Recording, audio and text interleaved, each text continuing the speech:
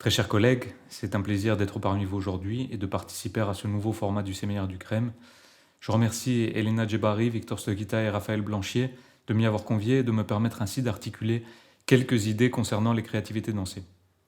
Aujourd'hui, je présenterai des données produites dans le cadre d'un projet que je porte au sein de l'École française d'Athènes intitulé CARSI et dont l'objectif est d'interroger et de documenter la circulation, la transformation et l'appropriation d'objets culturels et de techniques corporelles dans une aire géographique comprenant les îles de Chios, Inousses et Lesbos, ainsi que la péninsule d'Ourla et la ville d'Izmir pour une période allant de la fin du XIXe siècle à nos jours.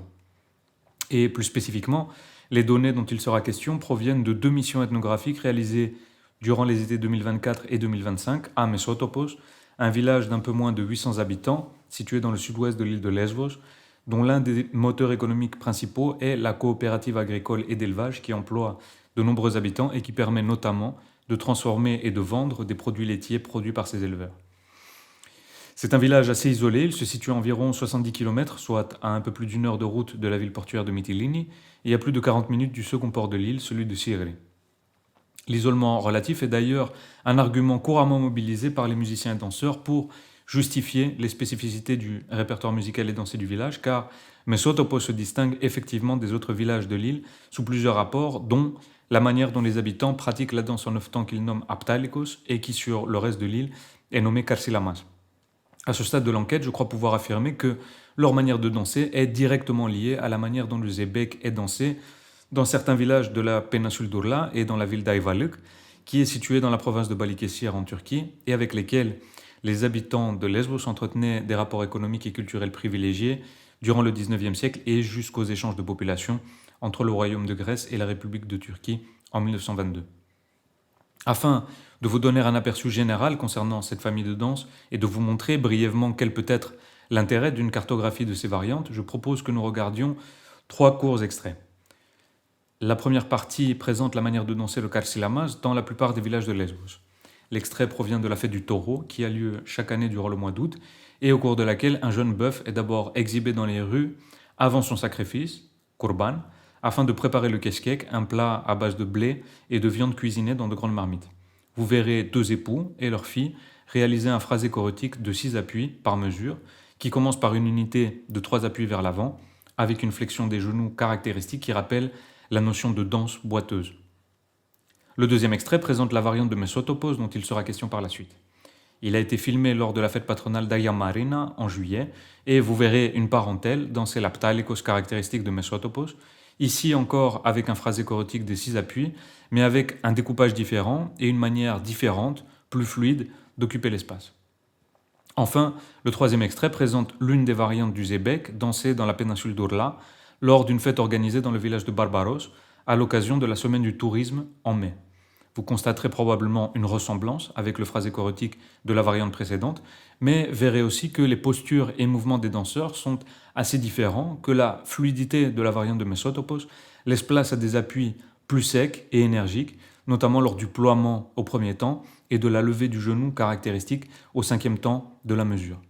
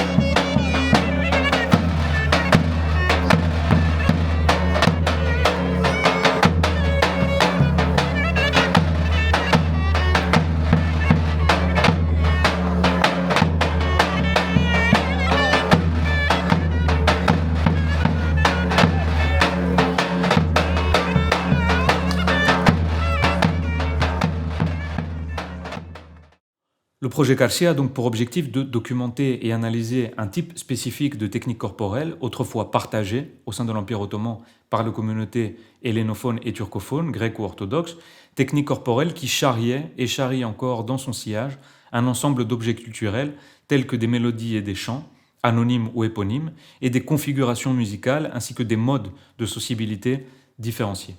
Dans ce court extrait, nous avons 3 mélodies différentes, jouées par des orchestres aux instruments solistes différents également, trompette, violon et clarinette, avec des musiciens qui entrent également en relation avec les organisateurs et danseurs de manière différenciée, en fonction de leur rapport avec les communautés locales. Cette recherche implique donc aussi bien une analyse de la production discographique du début du XXe siècle dans les centres urbains tels qu'Izmir, Istanbul et Athènes, qu'une analyse des transformations du répertoire et de l'intégration progressive de succès de diverses époques qui peuvent s'adapter au cadre qu'offre une danse donnée, mais elle passe aussi par l'ethnographie de différentes communautés déplacées lors des échanges de population qui, pour certaines, maintiennent les pratiques héritées de leur terre d'origine. Pour en revenir à l'Aptalikos de Mésotopos, les caractéristiques principales de cette danse sont les suivantes. Leur tour venu, les danseuses et danseurs réalisent un phrasé chorégraphique de 6 appuis en progressant de manière circulaire dans le sens anti-horaire en se faisant face. Autrefois, la danse s'insérait dans une suite musicale et était systématiquement précédée par les danses sirtos et balos. Dans ce cadre, la configuration la plus courante était que 2 hommes ou un homme et une femme dansent ensemble le sirtos et le balos avant que la mélodie ne tourne en aptalikos. Aujourd'hui, l'aptalikos est dansé de manière indépendante et c'est d'ailleurs la danse la plus pratiquée qui occupe les 3/4 de la fête. Ci-contre, vous pouvez voir la trame de cette danse. En haut, le rapport entre le schéma rythmique en 9 temps et les 6 appuis. 1G indique qu'il s'agit du premier appui du pied gauche sur le premier temps, 2D pour deuxième appui du pied droit sur le troisième temps, et ainsi de suite. Dans le schéma de gauche, les pointillés signalent la position spécifique du pied par rapport au sol lors de l'appui. Dans le cas du deuxième, l'appui du pied droit se fait sur la zone du métatarse, tandis que dans le cas du quatrième, l'appui du pied droit se fait sur le talon ou commence par le talon et s'étend à l'ensemble de la plante du pied. Le schéma de droite met quant à lui en évidence la manière dont les danseurs créent l'espace de la performance et manipulent en réalité l'espace en déterminant le rayon et le centre du cercle imaginaire autour duquel ils graviteront en sens anti-horaire durant la performance. Notons que ces représentations graphiques négligent d'autres spécificités posturales de la danse, notamment le balancement des bras précédant le premier appui et les levées de la région crurale, c'est-à-dire entre le genou et la cheville, qui constituent des marqueurs de l'aptalikos de Mésotopos. Regardons un extrait.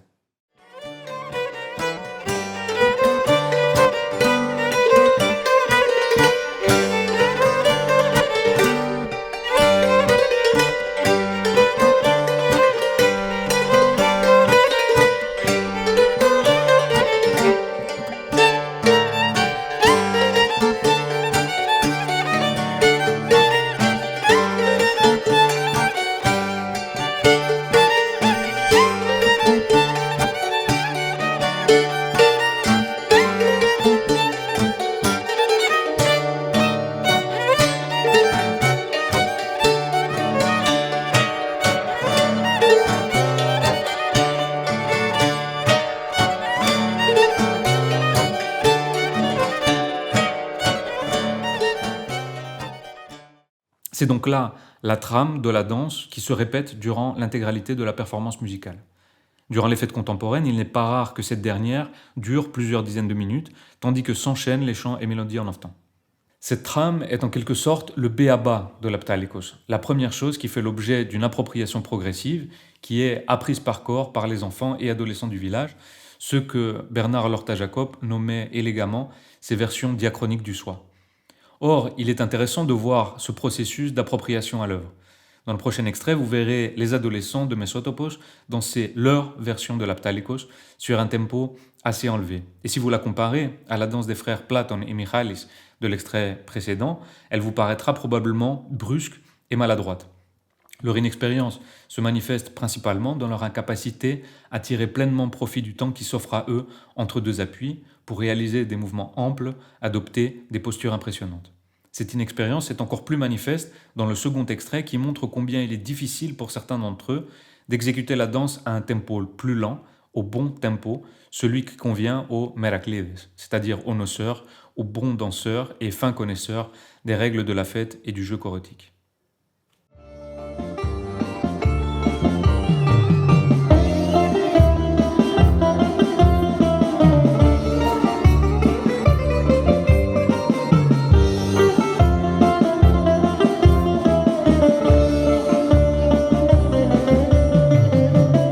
γέρια τα σπαρματσέτα, έλα τώρα κι άναψε τα.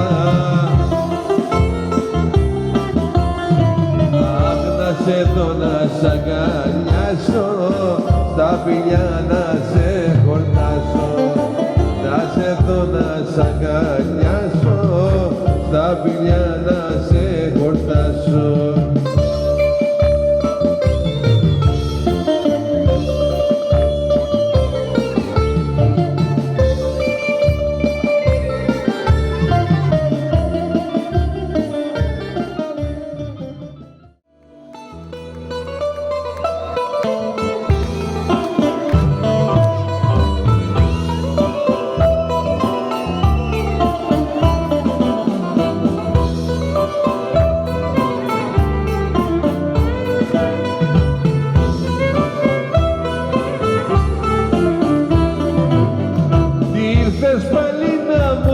Πώς θα το μετανιώσω, άμα δεν έρθω να σε βρω και να σε ανταμώσω.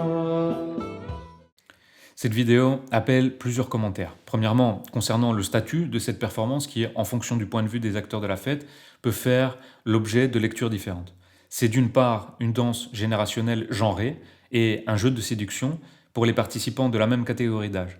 Les adolescents s'offrent une occasion de danser entre eux, entre jeunes hommes, afin notamment de faire la démonstration de leur virilité aux autres garçons de leur âge, mais aussi aux jeunes filles qui sont attablées avec eux et qui danseront également entre elles.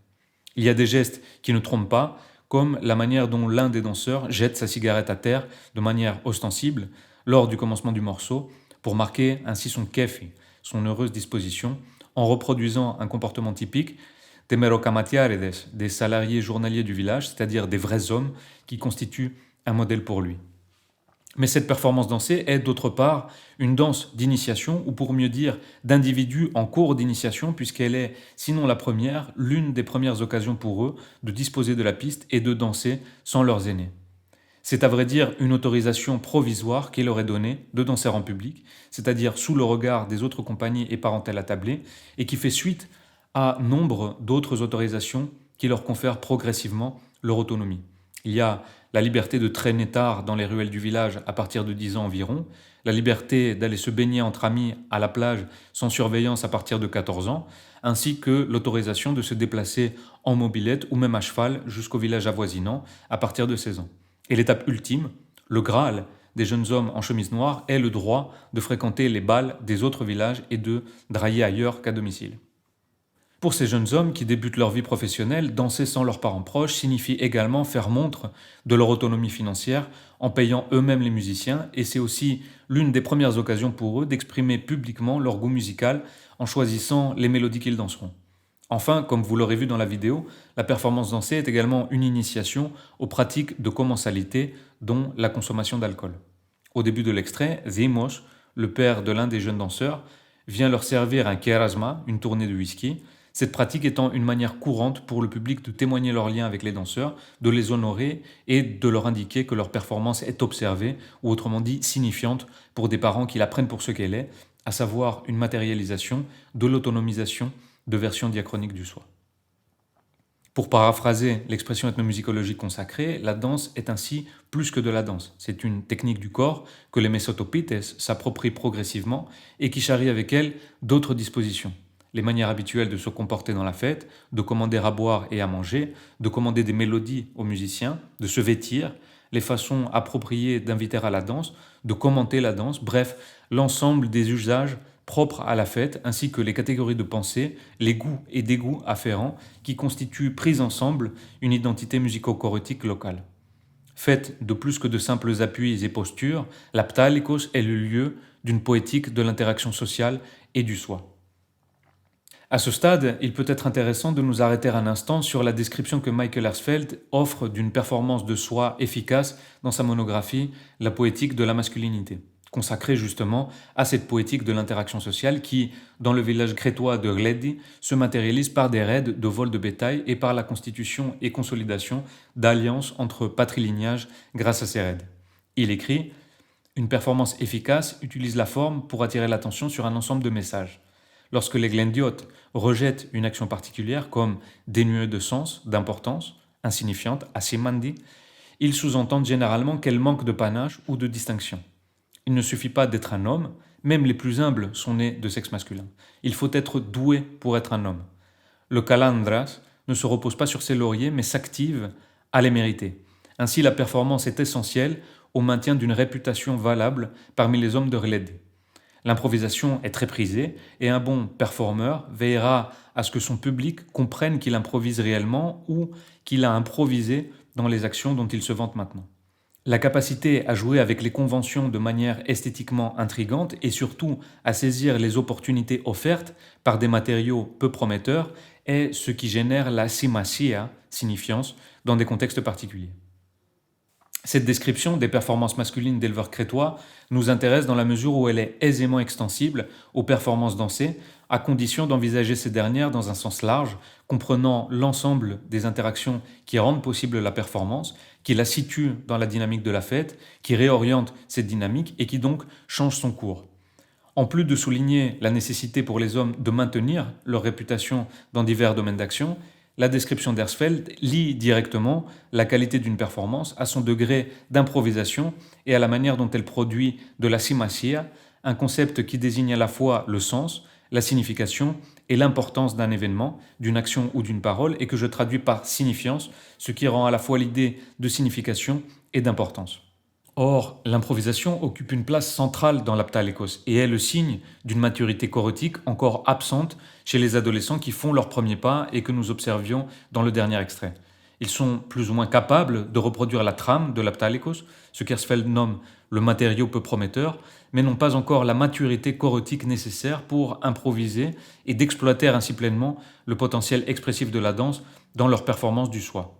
Enfants, ils dansaient sous la tutelle de leurs parents qui étaient ainsi chargés de la production de sens, de la production de signifiance dans la danse. Qui plus est, la danse n'est pas uniquement le lieu de matérialisation de relations sociales.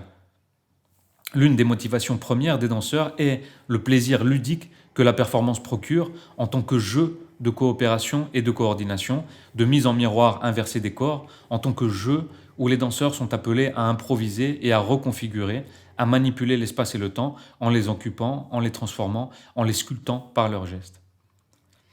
À Mesotopos, ce jeu est assez codifié, puisqu'il existe un certain nombre de figures qui sont nommées et régulièrement exécutées.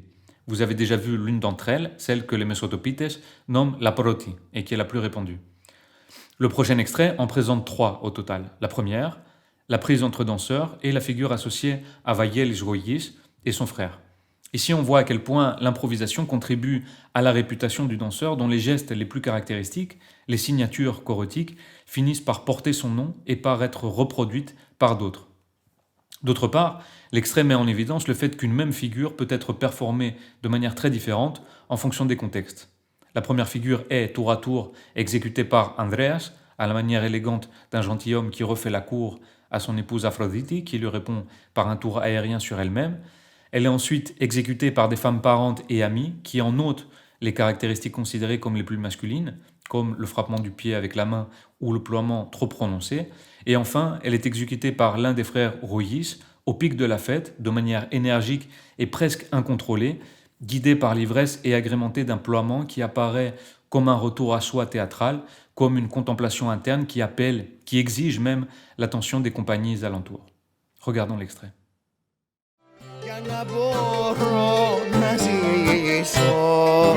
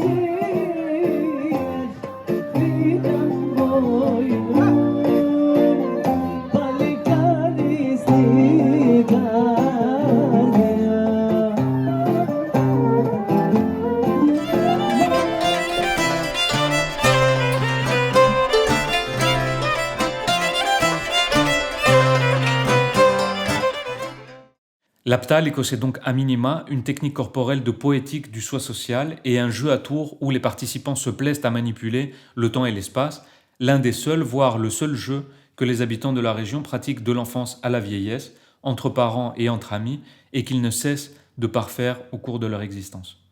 Ajoutons que la réputation de bon danseur se doit d'être alimentée par un goût musical affirmé, par des performances exceptionnelles, des coups brillants, de nombreuses tournées offertes et reçues.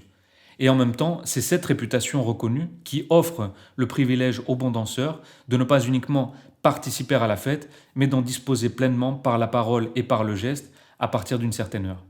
Car il ne suffit pas d'exécuter bellement une danse, il faut créer les conditions pour que les autres y prêtent attention. Plutôt que de formuler des conclusions définitives concernant une recherche en cours, je vous propose de laisser le dernier mot aux Mesotopites eux-mêmes par un extrait qui met en évidence leur performance du soi social. Vous verrez Nikos Royis commander 2 mélodies aux musiciens en déclarant qu'il s'agit de la dernière avant d'aller traire les bêtes. Michalis Valilis, debout à côté de lui, est déjà à l'affût d'un ennemi potentiel afin de déclencher une fasaria, une bagarre contrôlée dont il est coutumier et qui lui permet de régler ses comptes au village à l'aube avant de retourner à ses pâturages. Lorsque le musicien et tenancier de café indique à Nikos Royis qu'il doit d'abord honorer une autre commande, Nikos, se sachant filmer, accepte tout en indiquant à tous, ainsi qu'à la postérité, qu'il ne faudrait pas mésinterpréter sa demande puisque lui, contrairement à son comparse, ne souhaite que danser. L'extrait s'achève par un aptalikos lourd sur un morceau de Perkos, un musicien-compositeur originaire de Mésotopos qui décrit la tenue, l'éthos et la générosité dans l'ivresse des danseurs d'autrefois et par lequel Nikos et Michalis tracent une filiation directe entre leurs performances présentes et celles des danseurs d'autrefois.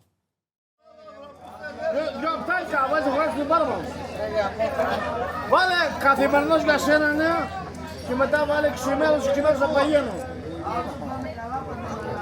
Εντάξει, μη χασμουρέσαι. Δυο τραγούδια απαγένω, εγώ παραμέξω. Ω, τα φιλικό περιμένει. Αυτό είναι που λέει, είσαι κάρπο. Καθημερινός, με την βερμούδα δεν μπορείς. Κορετσιμό. Κορετσιμό. Τι σκουπάει. Φτιάχνει δύο τραγούδια του Μπαγιάννα μου. Εγώ Μπαγιάννα. Σύζεξε. Εγώ είναι του παραξηγήσιμος. Κάτσε ρε. Όλα καλά, όλα καλά. Μαζέψω. Ως κελτή.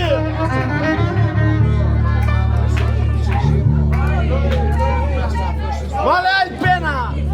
Μπράβο, μ' αρέσει.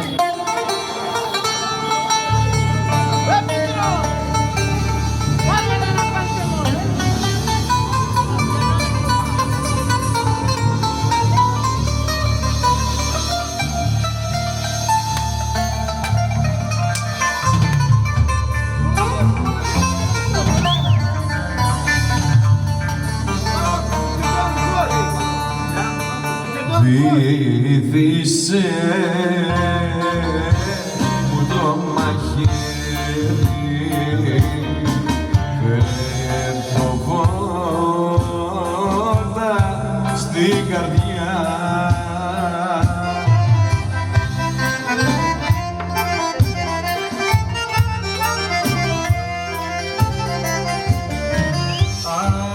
Το χέρι σου να πάει.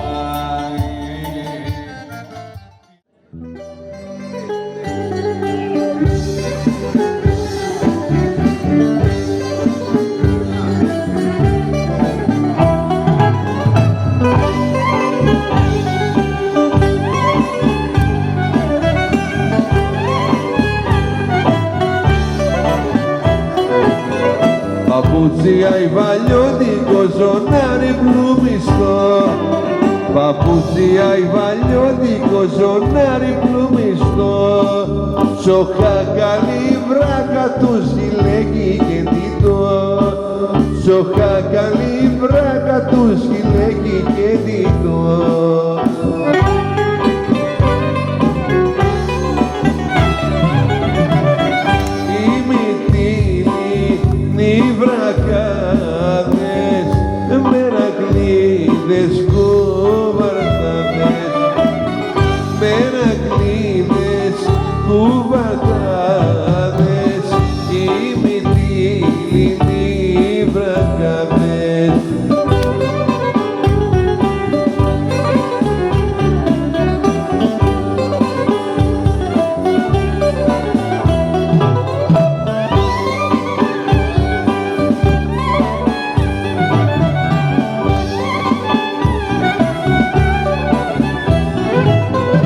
χωρίς γιαγιά που κάμισο βελούδο το σκουφί, χωρίς γιαγιά που κάμισο βελούδο το σκουφί, στριμμένο το μου